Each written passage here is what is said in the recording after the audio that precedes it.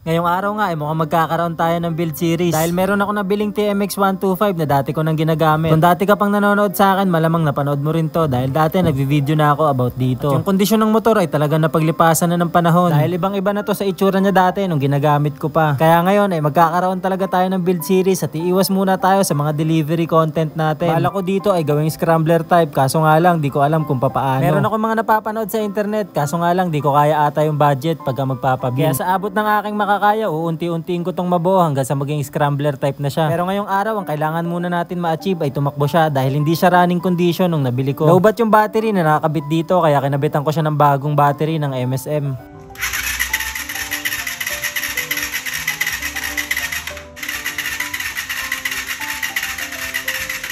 Ang hinala ko nung una ay spark plug kaya tinanggal ko to at napagastos agad tayo ng 325 para sa pambaklas at saka sa bagong spark plug. Sinilip ko yung gasolina at iba yung kulay na ito, mukhang panis na dahil matagal ngang na-stock yung motor. May kompresyon naman yung motor, may kuryente at pinalitan ko na rin yung gasolina pero hindi pa rin to tumakbo kaya nagpunta na ako sa carb. Hindi naman ako veterano pagdating sa ganito, sadyang DIY lang at yung mga natutunan ko dati nung nakadecambio pa ako, in-apply ko lang ngayon. Dito nga natin nakita na sa karburador nagkaroon ng problema dahil hindi natin alam kung anong chemicals itong nabuo dito, sadyang sobrang dumi niya talaga. Iba na rin yung amoy, sobrang tapang. Sobra as in. Kasi may mga ano-ano siya sa loob. Ito, tinasaling ko lang dito para makita. Iba. Para siyang chemical. Dilaw. Ayun o. Kaya malamang bumara na yan dito. Ayun, sa mga jettings niya. Sobrang dumi na. Ayun o.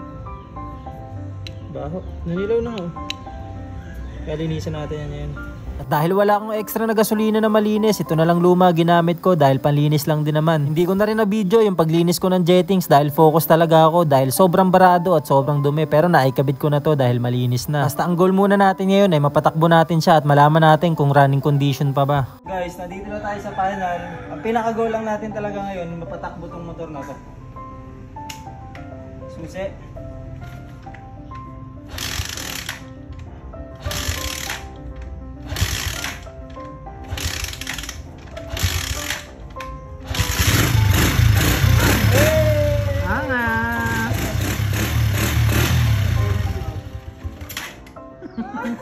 Wala pa to sa tono kaya namamatay-matay pa to at hindi ko nga rin alam kung may langis pa ba to sa loob. Pero at least kahit papaano napatakbo natin yung motor na hindi nag-i-start nung una. Isa pa.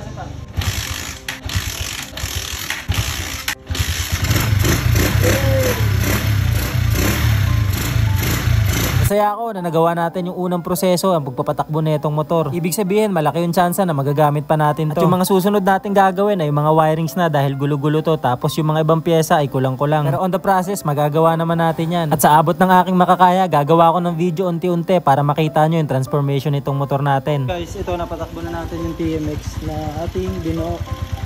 Nakikita nyo naman yan. May amag-amag na. Tapos yung carb kaganina na sobrang parang amoy chemical pero ayun na siya, working na siya.